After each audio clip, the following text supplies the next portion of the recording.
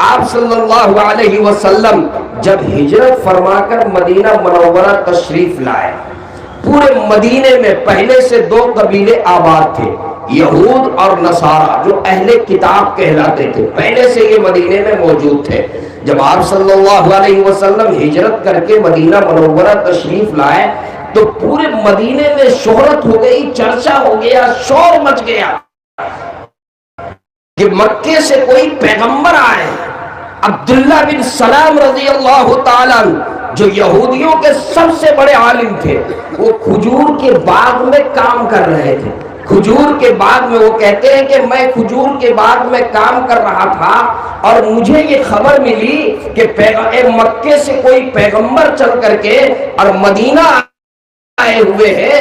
میرے ذہن میں یہ بات آئی، میرے دل میں یہ بات آئی کہ میں نے نبی آخر الزمان کے بارے میں تورات میں میں نے ان کے بارے میں ان کی آمد کی پیشین گوئیاں اور نشانیاں اور علامات پڑھی ہیں۔ مجھے چل کر جانا چاہیے اور دیکھنا چاہیے کہ آیا وہ نشانیاں ان کے اندر پائی جاتی ہیں یا نہیں، وہ علامتیں ان کے اندر پائی جاتی ہیں یا نہیں، مجھے چل کر دیکھنا چاہیے۔ چنانچہ عبداللہ بن سلام کہتے ہیں کہ میں کھجور کے باغ سے نکلا آپ سے ملاقات کے لیے، اپنے دل کے دماغ کے اندر وہ علامتیں اور نشانیاں لے کر کے جب میں وہاں پر پہنچا تو میں کیا دیکھتا ہوں کہ پہلے سے انصار مدینہ وہاں پر بیٹھے ہوئے ہیں، مجلس لگی ہوئی ہے، محفل لگی ہوئی ہے، آپ درمیان میں جلوہ افروز ہیں اور چاروں طرف انصار مدینہ آپ کو گھیر کر کے اور بیٹھے ہوئے ہیں۔ میں گیا اور میں جا کر کے اسی مجلس کے اندر شریک ہو گیا، میں وہاں جا کر کے بیٹھ گیا۔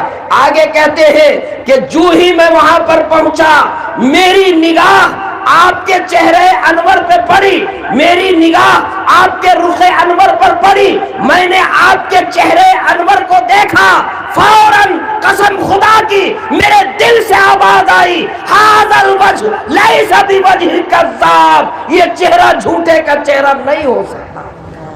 وہ علامتیں اپنی جگہ پر، وہ نشانیاں اپنی جگہ پر جو دماغ میں لے کر کے گیا تھا وہ سب رکھا رہ گیا۔ جو ہی آپ کے چہرے انور پہ نگاہ پڑی دل سے آواز آئی، ھذا الوجہ لیس بوجہ کذاب، یہ چہرہ جھوٹے کا چہرہ نہیں ہو سکتا۔ اس کے بعد کہتے ہیں کہ میں بیٹھ گیا مجلس میں، آپ تعلیم کر رہے، فرما رہے تھے، آپ کی پہلی تعلیم اس مجلس میں، آپ کا پہلا بیان، پہلی تقریر جو میں نے سنی وہ یہ، یا ایھا الناس افشوا السلام، اے لوگو سلام کو عام کرو، سلام کو عام کرو۔ آج ہم لوگ سلام کس کو کرتے ہیں؟ جن کو پہچانتے ہیں ان کو سلام کرتے ہیں، پہچان کر سلام کرتے ہیں۔ حدیث میں کیا، حضرت مولانا سے پوچھئے، آپ انہیں بھی سلام کیجئے جن کو آپ نہیں پہچانتے۔ اور اللہ کے نبی سرور کونین صلی اللہ علیہ وسلم کا عمل کیا، آپ سلام میں پہل کیا کرتے تھے، سلام میں آقا پہل کیا کرتے تھے۔ بڑوں کو تو دور کی بات، بچوں کو بھی آقا سلام کر دیا کرتے تھے، بچوں کو بھی آقا سلام کر دیا کرتے تھے۔ اور حدیث میں ہے کہ جو سلام کرتا ہے، سلام جو ہے اس کا ایک فائدہ یہ ہے کہ کبر اس سے ختم ہوتا ہے، بڑائی ختم ہوتی ہے، تکبر ختم ہوتا ہے۔ سلام اسے بھی کیجئے جس کو آپ پہچانتے ہیں، سلام اسے بھی کیجئے جسے آپ نہیں پہچانتے ہیں، یہ میرے آقا کی سنت ہے۔ آج ہم یہ سمجھتے ہیں ہم بڑے ہیں، بڑا چھوٹے کو سلام کیوں کرے، استاد شاگرد کو سلام کیوں کرے، پیر مرید کو سلام کیوں کرے، بڑا چھوٹے کو سلام کیوں کرے، شوہر بیوی کو سلام کیوں کرے؟ میرے دوستو جی نہیں، پیارے آقا صلی اللہ علیہ وسلم کی سنت یہ کہ آپ سلام میں پہل کیا کرتے تھے۔ سلام کرنے سے بہت سے فتنے دور ہوتے ہیں، آپس میں محبتیں بڑھتی ہیں، آپس میں ایک دوسرے کے سلسلے میں غلط فہمیاں ختم ہوتی ہیں۔ اور سلام یہ دعا ہے، کتنی بڑی دعا، تم سلامت رہو، بیماری سے سلامت، پریشانی سے سلامت اور دیگر ہر چیز سے سلامت، تم سلامت رہو، یہ کتنی بڑی دعا ہے، اللہ کے نبی کی سنت ہے، سلام میں پہل کیا کرتے تھے۔ آج ہم تو اولاً کسی کو سلام نہیں کرتے، اور اگر کرتے بھی ہیں تو سچی بات یہ ہے محبت سے کم کرتے ہیں، بلکہ سلام کیوں کرتے ہیں؟ شر سے بچنے کے لیے، یہ بہت بدماش آدمی اس لیے سلام کر رہے ہیں تاکہ یہ مجھے جو ہے کچھ کرے نہیں، اس کے ڈر سے، یہ قیامت کے علامات میں سے بھی یہ ہے کہ آدمی دوسرے کو سلام کرے گا، اس وجہ سے اس کے شر سے بچنے کے لیے سلام کرے گا۔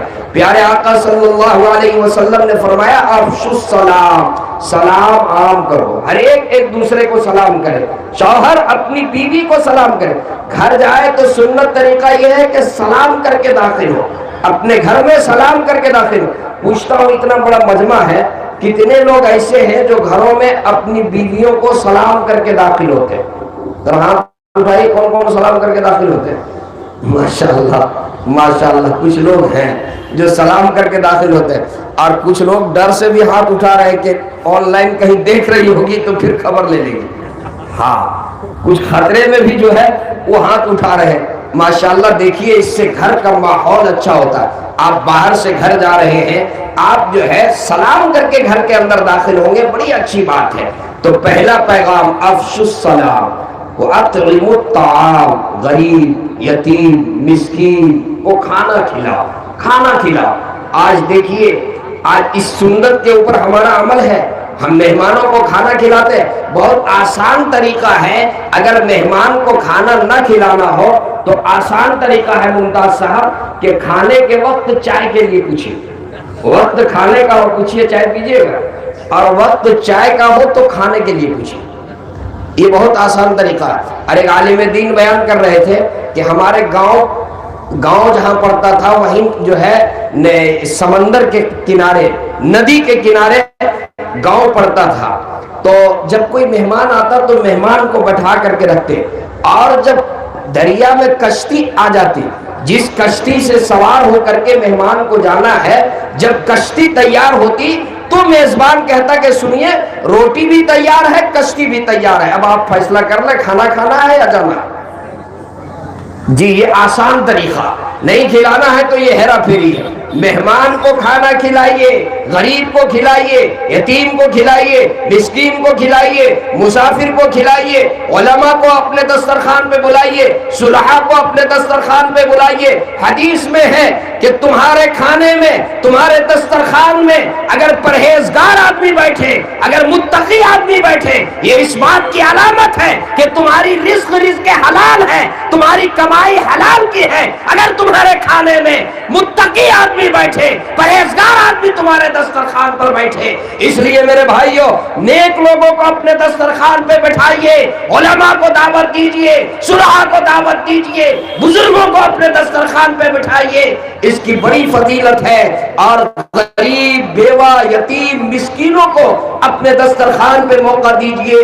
آج جو ہے شادی بیاہ ہو یا اور کوئی خوشی کا موقع ہو، ہم امیروں کو دعوت دیتے ہیں، ہم مالداروں کو دعوت دیتے ہیں، ہم رؤساء کو دعوت دیتے ہیں، اور اپنے محلے کے غریب، اپنے محلے کے یتیم، اپنے محلے کے مزدور، اپنے محلے کے مسکین کا خیال نہیں کرتے۔ میرے دوستو، ہم اپنے سماج کے اندر اپنا اسٹیٹس دکھلانے کے لیے، اپنا مقام بتلانے کے لیے ہم بڑے لوگوں کے یہاں دعوت دینے کے لیے جاتے ہیں، اور پڑوس میں کوئی غریب ہے ہم اسے پوچھتے نہیں ہیں۔ میرے بھائیوں، آپ اپنے دسترخوان پہ غریبوں کو کھلائیے، غریبوں کو کھلائیے، ضرورت مندوں کو کھلائیے۔ پیارے آقا صلی اللہ علیہ وسلم فرماتے ہیں اطعموا الطعام، کھانا کھلاؤ۔ تیسری چیز وصلوا الارحام، صلہ رحمی کرو، صلہ رحمی، خونی رشتہ داروں کے ساتھ اچھا برتاؤ، خونی رشتہ داروں کے ساتھ حسن سلوک کرو۔ یہ خونی رشتے کہاں بنے؟ میں پوچھتا ہوں آپ سے، یہ زمین پر بنے؟ نہیں، یہ رشتے کس نے بنائے؟ اللہ نے۔ یہ رشتے آسمان سے بنے۔ جو رشتے آسمان میں بنے، ہمیں حق نہیں پہنچتا ہے کہ ان رشتوں کو ہم توڑیں۔ جو رشتے اللہ نے بنائے، ہمیں حق نہیں پہنچتا ہے کہ اس کو ہم توڑیں۔ صلہ رحمی کی بڑی فضیلت آئی ہے۔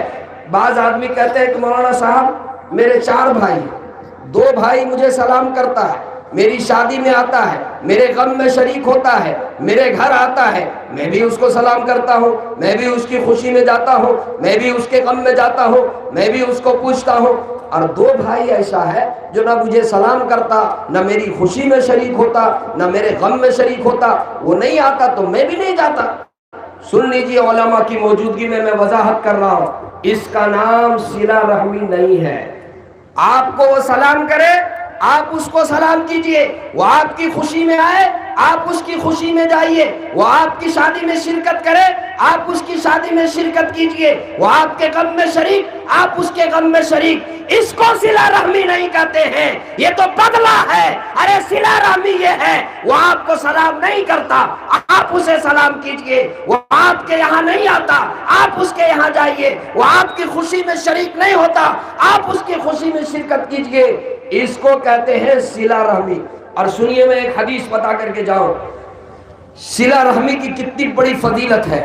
کل قیامت کے دن اللہ صلہ رحمی کو جسم کی شکل دے دے گا، یہ عرش کے ستون سے چمٹ کر کے اللہ سے فریاد کرے گا، اے اللہ یہ فلاں شخص، اس کی عبادت میں کچھ کمزوری تھی، نماز میں کمزوری، روزے میں کمزوری، حج میں کمزوری، زکوٰۃ میں کمزوری، لیکن اے اللہ یہ صلہ رحمی کرتا تھا، یہ رشتہ داروں کے ساتھ اچھا معاملہ کرتا تھا، یہ حسن سلوک کرتا تھا، رشتہ داروں کے ساتھ کرم کرتا تھا، اے اللہ آج آپ اس پر رحم فرما دیجئے۔ میرے دوستو، صلہ رحمی کی سفارش کو اللہ قبول فرما کر کے، اور جن کے حق میں وہ سفارش کرے گا اللہ تبارک و تعالی ان پہ خصوصی اکرام اور خصوصی رحم و کرم کی بارش کرتے ہوئے اس کے لیے مغفرت کا فیصلہ کر دے گا۔ کتنی بڑی سعادت کی بات ہے۔ اس لیے میں اس مجمع سے یہ کہنا چاہوں گا، اپنے خونی رشتوں کے ساتھ صلہ رحمی کیجئے۔ کریں گے انشاءاللہ؟ ذرا ہاتھ اٹھا کر بتائیے کتنے لوگ کریں گے؟ ماشاءاللہ 3 پیغام ہو گیا۔ سب سے پہلے سلام عام کیجئے، نمبر 2 غریبوں، مسکینوں اور ضرورت مندوں کو کھانا کھلائیے، اور نمبر 3 صلہ رحمی کیجئے، وصلوا باللیل والناس نیام۔ نمبر 4 رات کے وقت جب پورے بانکا کے لوگ، پورے اہل چلنا کے لوگ جب سب کے سب سوئے ہوئے ہو، اس وقت اٹھیے، نیند کو جھڑک کر کے اور وضو کیجئے، اپنی جبھی کو بارگاہ عزتی کے سامنے ٹیک دیجئے، اللہ کے سامنے گڑگڑائیے، تہجد پڑھیے، اللہ کے سامنے روئیے، اللہ کو یاد کیجئے۔ اس وقت جب سب سو رہے ہوتے ہیں آپ اٹھیے، اپنے رب کو یاد کیجئے، تدخل الجنت بسلام۔ یہ 4 کام کریں گے، جنت میں سلامتی کے ساتھ داخل ہو جائیں گے، سلامتی کے ساتھ داخل ہو جائیں گے۔ حضرت عبداللہ بن سلام کہتے ہیں کہ آپ کی یہ تعلیم جب میں نے سنی، یہ پہلی تعلیم، پہلی تقریر، پہلا بیان آقا کا میرے کانوں سے ٹکرایا، میں تھوڑا قریب ہوا، میں قریب ہو گیا، اور قریب ہو کر کے میں نے آپ سے 3 سوال کیا، میں نے آپ سے 3 سوال کیا، میں نے کہا یہ 3 سوال ہے میرا، آپ اس کا جواب دیں، اور ان سوالوں کا جواب پیغمبر کے علاوہ کوئی دے بھی نہیں سکتا۔ پہلا سوال، ما اول اشراط الساعہ، قیامت کی پہلی علامت کیا ہے؟ دوسرا سوال، جنتی جنت میں داخل ہوں گے، ما اول ما یاکل اہل الجنہ، تو سب سے پہلے جنتیوں کو کس چیز سے ضیافت کی جائے گی؟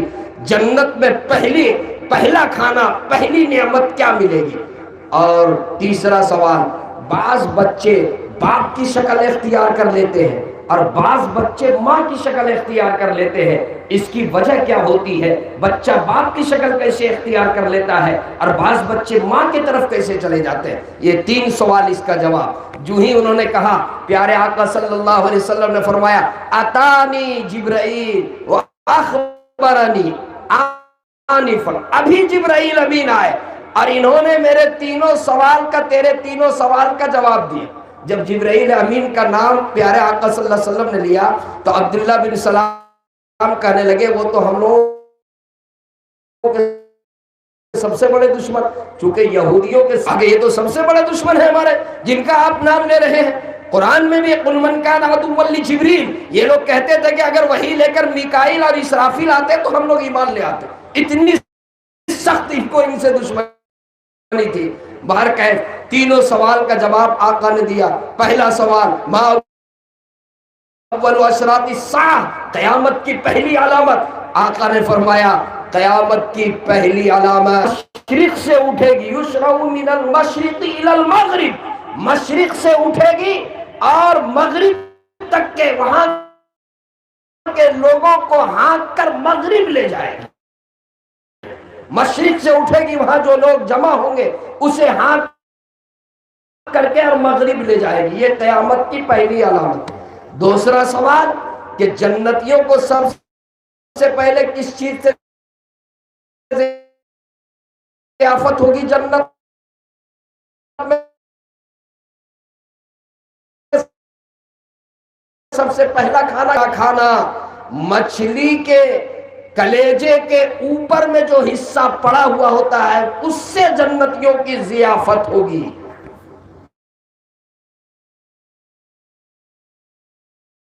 اردو داں کہتے ہیں، اس کا ترجمہ کرتے ہیں مچھلی کے تیسرا سوال بچہ باز عورت میاں بیوی جب شفقت آ جائے کا پانی غالب، سوال کا جواب آقا ہاتھ بڑھاتے ہیں، عبداللہ بن سلام کلمہ پڑھتے ہیں، اشہد ان لا الہ الا اللہ واشہد ان محمد رسول اللہ صلی اللہ علیہ وسلم، کلمہ پڑھ کر ایمان میں داخل ہوئے۔